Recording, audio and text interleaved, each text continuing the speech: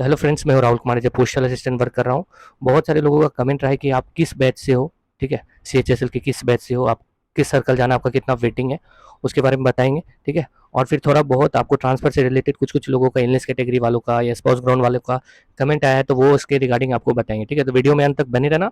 और अगर आप पोस्टल असिस्टेंट में वर्किंग हो तो मेरे चैनल को जरूर सब्सक्राइब करो, या फिर टेलीग्राम का मेरा जो लिंक है राहुल एवन मैथ्स, वहाँ पे जाके आप रहो। और कुछ भी आपको दिक्कत लगता है पोस्टल असिस्टेंट में वर्किंग करने के टाइम, मतलब जैसे कुछ प्रॉब्लम हो जाता है छुट्टी लेने में या ईओएल लेने में, या और भी कुछ आपको जानकारी चाहिए, तो मेरे से आप टेलीग्राम के माध्यम से पूछ सकते हो, ठीक है। तो चलो वीडियो स्टार्ट करते हैं। सबसे पहले जो हम लोगों का जो मोमेंट था, लास्ट मोमेंट था, जो हम लोग बहुत दिन से इंतजार कर रहे थे लिस्ट आउट होने का, तो वो देखो साइकिल तो रन हो चुका है और आज भी आ सकता है, क्योंकि पिछले कई बार तो शनिवार को भी देखा गया था कि आ गया था। तो हो सकता है आज भी आ जाए। आज अगर नहीं आता है तो ये तो आप लोगों को सबको पता है कि सोमवार को आएगा ही आएगा, ठीक है। तो इसलिए एकदम वेट करके रहना, और जिसका हो जाएगा उसको तो बहुत अच्छा लगेगा ही, ठीक है, क्योंकि बहुत दिन से सब लोग वेट कर रहे हैं अपने शहर जाने का या अपने होम सर्कल जाने का, ठीक है। तो चलो आज बताते हैं कि मेरा जो है किस बैच से हम ज्वाइन किए थे पोस्टल विभाग में। तो मेरा CHSL 2015 फर्स्ट बैच था, CHSL वाला। और उसमें लगभग 2018 के अप्रैल में हम ज्वाइन किए थे, नहीं 2018 के फेब से अप्रैल के बीच में ज्वाइन किए थे। और अभी भी मेरा ट्रांसफ़र नहीं हुआ। अभी भी वेटिंग कितना है, एक कटिहार डिवीज़न है जहाँ बिहार, मेरे को बिहार सर्कल जाना है, बिहार। तो अभी भी मेरा वेटिंग कितना है, कटिहार में लगभग 8 वेटिंग है। और भागलपुर एक डिस्ट्रिक्ट है, डिवीज़न है, जहाँ पे 16-17 है। और मुंगेर में 18 है, ठीक है, 17-18 इस तरह से है। और एक जगह पूर्णिया में 16 है। और बाकी बात सब जगह में 20-25-30, कहीं कहीं 60 भी है। तो इस तरह से, इसलिए हम बहुत सारे जो भी लोग बिहार के हैं उनको नहीं बोल रहे बिहार फॉर्म फिल करने को। इसी कारण से नहीं बोल रहे, क्यों? क्योंकि देखो अभी जब हम मेरा ज्वाइन किया हुआ लगभग 5 से 6 साल हो गए, 6 साल से भी एक्स ज़्यादा हो गया। और ऐसा नहीं कि हम ट्रांसफ़र का फॉर्म फिल करने में लेट किए थे, ऐसा भी नहीं। लगभग जो सही टाइम पे फॉर्म फिल करना था वैसे ही किए थे, ठीक है, फिर भी इतना टाइम लग गया है। तो आप लोग सोच सकते हो कि आपको कितना टाइम लगेगा। सेम प्रोसेस हरियाणा का ही है। मेरा एक फ्रेंड है, मेरे से कुछ दिन पहले ही ज्वाइन किया था, तो उसका जून वाले साइकिल में हो गया है, ठीक है। तो वो जून वाले साइकिल में गया। तो आप सोच सकते हो कि कितना टाइम लग रहा है, ठीक है। तो अभी हम लोगों का बचा हुआ है होना, तो बिहार वाले आप लोग कोशिश करो कि झारखंड, या फिर देखो आरटीआई का भी रिप्लाई नहीं दे रहा है। मेरे ऑफिस से एक लड़का विनेश कुमार यादव करके, उसने आरटीआई डाला था लेकिन उसको कुछ रिप्लाई नहीं दिया अभी तक। तो फिर बाकी बात, आरटीआई को भी आप सोच सकते हो कि रिप्लाई दे ही नहीं रहा, तो आप लोग भी क्या करोगे। लेकिन हाँ, एक लड़का था हमारे से 2-3 साल बाद ज्वाइन किया था, एसबीसीओ में था, फिर मर्ज होकर इधर आया। तो वो पहले बिहार डाला था लेकिन नहीं हुआ, तो वो चेंज करके फिर झारखंड डाल दिया, तो 2-3 साइकिल में उसका हो गया। अभी वो यहाँ से दुमका ट्रांसफ़र हो चुका है, ठीक है। बाकी बात, अगर आप पटना में हो तो आप एमपी भी डाल सकते हो। एमपी अगर डालोगे तो मेरे को लगता है कि जल्दी हो जाएगा ट्रांसफ़र, क्योंकि जो भी लड़का एमपी के लिए है, ठीक है, उसको देख रहे हैं कि 1 साल कंप्लीट होता है, नेक्स्ट साइकिल में 1 साल के कंप्लीट होने के बाद नेक्स्ट साइकिल 2 साइकिल के अंदर हो ही जाता है। मेरे ऑफिस से खास करके अभी तक एमपी का एक लड़का भी बचा ही नहीं। अभी एक लड़का है जो कि मेरे साथ ही रहता है, तो वो भी चला जाएगा। इस साइकिल में उसका रिकमेंड नहीं होगा, अभी 1 साल हुआ ही है। नेक्स्ट साइकिल में उसका भी ट्रांसफ़र हो जाएगा। तो इसलिए अगर आपको लगता है कि आपके घर से एमपी नज़दीक है और आप बहुत दूर हो, तो कोशिश करो एमपी फिल कर देने का। और हाँ, अगर आप जहाँ भी हो वहाँ चैन से हो, वहाँ 1-2 साल रुक सकते हो, तो रुक भी सकते हो, ठीक है, कोई दिक्कत नहीं है। बाकी बात अपने हिसाब से सोच समझ के सब कुछ करना। और लास्ट दिन है, अब देखो किसका किसका ट्रांसफ़र का आता है। मेरे को भी लगता है कि मेरा आज जाना चाहिए, तो मेरे को भी अच्छा रहेगा। बाकी बात, अभी तो हम जिस ऑफिस में, वहाँ 1-2 साल कट भी जाएगा तो कोई दिक्कत नहीं, क्योंकि यहाँ ना छुट्टी लेने का टेंशन है, ना वर्कलोड वैसा है, और भी किसी प्रकार का वैसा टेंशन नहीं है, ठीक है। जब छुट्टी चाहिए तब ले सकते हो, बिना बताए भी ले सकते हैं, तो इसलिए यहाँ पे कोई भी दिक्कत नहीं है। अब आते हैं इलनेस कैटेगरी वालों का। जैसे इलनेस कैटेगरी के बहुत सारे लोग हैं, वो पूछते हैं कि क्या इलनेस कैटेगरी का कोई फॉर्मेट है क्या? इसका कोई भी फॉर्मेट नहीं है।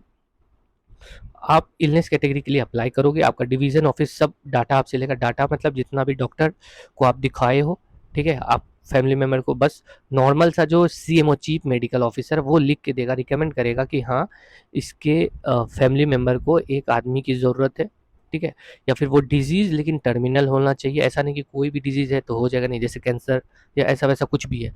प्राइवेट हॉस्पिटल का नहीं चलेगा। क्यों नहीं चलेगा? मेरे खुद के पिताजी को कैंसर है, प्राइवेट हॉस्पिटल का हम दिए थे, पहली बार में रिकमेंड किया, फिर बाद में ऊपर से ऑर्डर आया कि इसका कैंसिल करो, तो मेरा कैंसिल कर दिया गया था। तो इसलिए प्राइवेट हॉस्पिटल का नहीं चलेगा, आपको सरकारी का सीएमओ का कम से कम रिकमेंडेशन चाहिए। देखो अगर प्राइवेट का आपके पास सारा डॉक्यूमेंट है, ठीक है, आपने इलाज प्राइवेट में कराया है, तो एक बार प्राइवेट का जो हेड है उससे भी लिखवा लो, और साथ में जो सीएमओ है, चीफ मेडिकल ऑफिसर, आपके आसपास जो सरकारी अस्पताल है उसका सर्जन या और भी जो भी है उससे भी लिखवा लो, दोनों से रिकमेंडेशन लिखा लो कि हाँ, उसके बाद आप पुटअप करो अपने डिवीजन ऑफिस में, तो आपका हो जाएगा। कुछ स्पेशल फॉर्मेट नहीं है, ठीक है।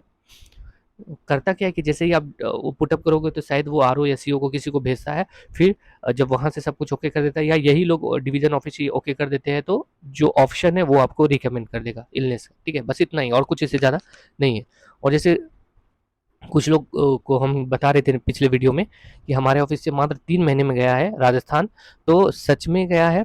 अगर आपका कोई जान पहचान का मुंबई जीपीओ में, वो भी एक्स सर्विसमैन था, ठीक है, एक्स सर्विसमैन था और जेन्यून रीजन था। उसने मेरे से भी बहुत पूछा, क्योंकि उनको पता था कि यूट्यूब पे वीडियो बनाते हैं तो इनको पता होगा, तो उनको हम बताएं, तो उसने कोशिश किया, डायरेक्टर के पास सब कुछ पुटअप किया, तो वो उसने रिकमेंड कर दिया, तो नेक्स्ट साइकिल में ही उसका आ गया, ठीक है, तो वो चले भी गए। लेकिन हाँ, इसका मतलब ये नहीं कि आप जब फिल करोगे तो आपके घर के पास ही मिलेगा, उसको घर के पास नहीं मिला, उसके घर से 80 किलोमीटर दूर दूसरा कोई डिवीजन मिला। तो इसीलिए जो भी पीडब्ल्यूडी कैंडिडेट है या और भी कोई कैंडिडेट है, तो उनको जैसे लगता होगा कि हम जहाँ फिल करेंगे हो सकता है वहाँ वहीं मिलेगा एकदम एग्जैक्टली, नहीं।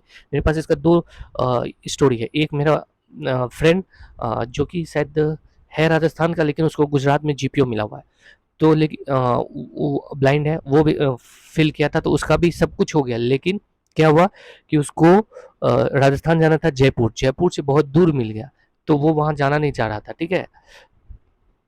तो वो मेरे से फ़ोन करके सारा कुछ शेयर किया, बताया कि भैया मैं तो यहाँ भरना चाहता था लेकिन वहाँ मिल गया, तो इसलिए आप लोगों को बता रहे, ठीक है। बाकी बात इस बार जैसा सुनने में आ रहा है कि अच्छा खासा ट्रांसफ़र होने वाला है, क्योंकि सीजन में जो वैकेंसी अगर देखो सुनने में आ रहा है, ठीक है। और देखो सर्कल ऑफिस बिहार में या अदर वदर कहीं भी लोग है, उससे अगर बार बार फ़ोन करके पूछोगे तो कुछ भी बोलता है, ठीक है। बाकी बात होप करते हैं कि अच्छा हो और सबों का हो।